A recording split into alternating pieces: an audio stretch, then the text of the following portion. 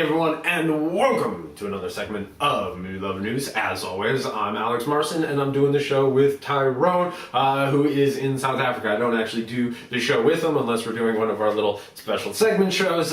He posted some really awesome segments the other day. He is on it. He has a new format. It looks really tight. It looks really nice. So check out his shows. We're kind of in my studio, my new studio, which is just my kitchen with the green screen set up. But anyways, we are trying to push the show forward. And the easiest way for us to do that is for you guys to comment and to subscribe. The more comments we get and the more subscriptions we get to any of the platforms that we put the show out encourages us to do more shows, and it helps us put the show in the direction that we want to take it. That means more movie news more frequently. If you guys like what we are doing, let me tell you, you are on the ground floor, and not many of you know about it. So if any of you are like hipsters and normally reserve your hipster stuff for, gearless bikes and music that you really like, switch that over to movies, switch that passion over to YouTube and video people, and subscribe to us, because nobody else knows about us, and hopefully soon people will know about us. So when we all sell out, you can be sitting back home like, oh yeah, I knew those guys back way before, they ever became big. Or if we don't make it big, you can be like, oh yeah, for years we followed these really groovy guys on their YouTube channel. I don't know whatever happened, but cool people followed them. That's what I think you should do. It will help us, and it will help you. Think of it as like a little charity thing. I don't know. All I'm saying is comment, or you can follow us on YouTube, Facebook, Twitter, any social media platform you can imagine. Tyrone is hooking it all up. So thank you guys as always. Let's jump into a little bit of movie news.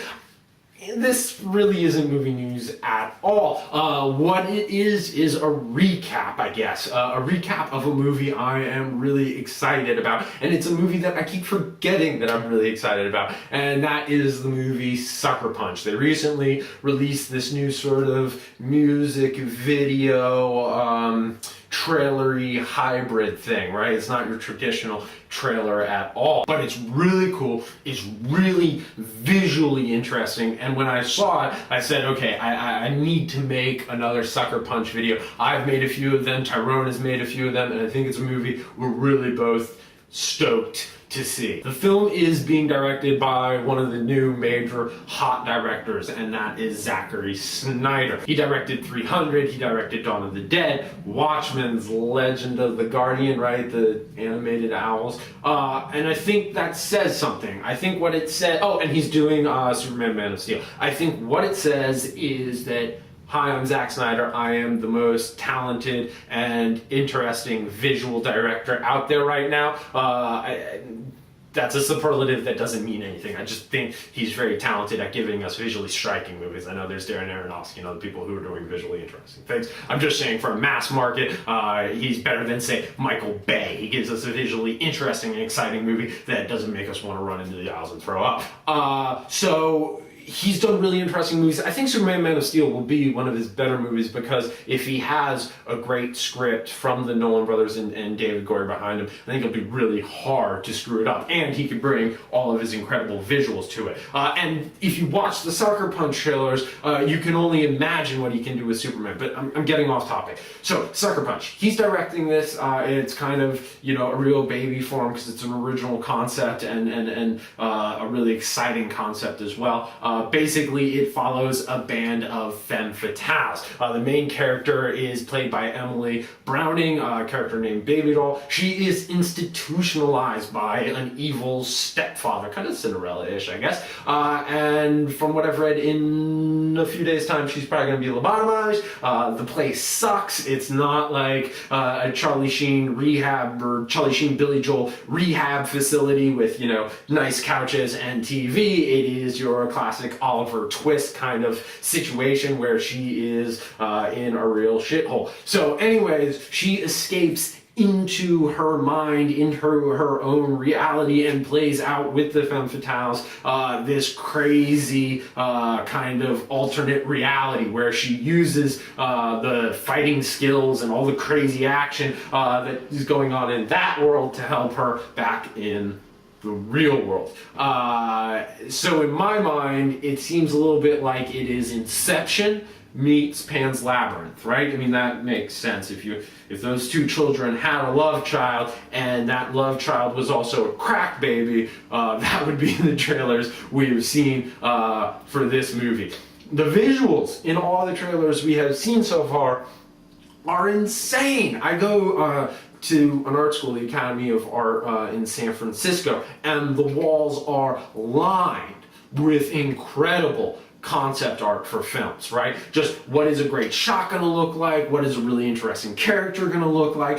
And every shot that we do has to be a money shot because you have to sell it. And it leads to these crazy universes that if you just took the drawing off of the wall and looked at it, you're like, yeah, I can make a really badass movie with this. And you always wonder, why don't you get these badass movies? And I really think Sucker Punch is a movie that is going to be badass and a world we've never seen before. I mean, they're racing with motorcycles, they're on bridges, and then there's a dragon, there's machine guns. I mean, it is going to be an insanely exciting and wild movie. So that's very cool. You have this cast of femme fatales. I keep saying the word femme fatales. I just think it sounds cool. The cast includes Emily Browning, Abbie Cornish, Jena Malone, Vanessa Hudgens, Jamie Chang, and a casting favorite of Snyder's, Carla Gugino, who is in 300 as well as in Watchmen. I think it's funny when people say, hey, those guys reading off of teleprompters.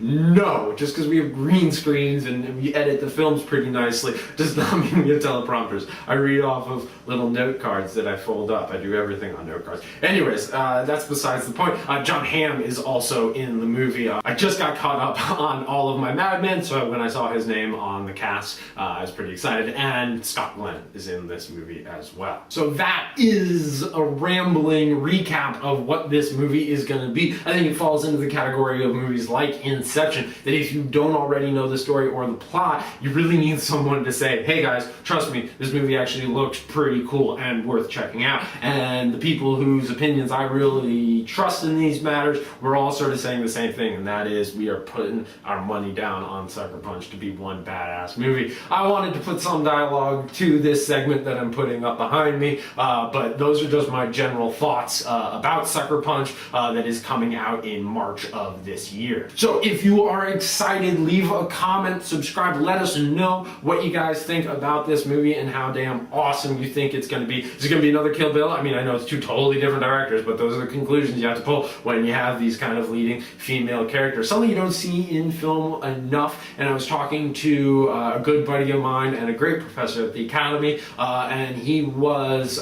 saying that exact thing, that his wife doesn't enjoy a lot of action flicks, and that is because there are very rarely interesting female characters. And a lot of times I agree with the fact that there shouldn't be female characters unless they're worth having in the movie. I think that's where a lot of action movies go awry, is they just throw a love interest in there, or they just throw a baby in there to have her in there for the sake of having her in there, which I think is a mistake in and of itself. But then you have like Ronin, right? And she's in there and she needs to be in there because she's integral to the story, and yes, some sort of romance ensues. But when it comes to female characters leading the movies, you don't see it a lot, and you don't see it with the same gusto and oomph that movies like Kill Bill and Sucker Punch do. But when you do have them, I think everyone sits back and is like, man, if they pull this off, that's going to be awesome. Because I think everyone, guys, girls, all for our own reasons, love to see badass chicks being badass. I'm a girl next door kind of guy. Still love seeing a badass chick on the big screen. Anyways, let us know what you guys think, and we will see you next time.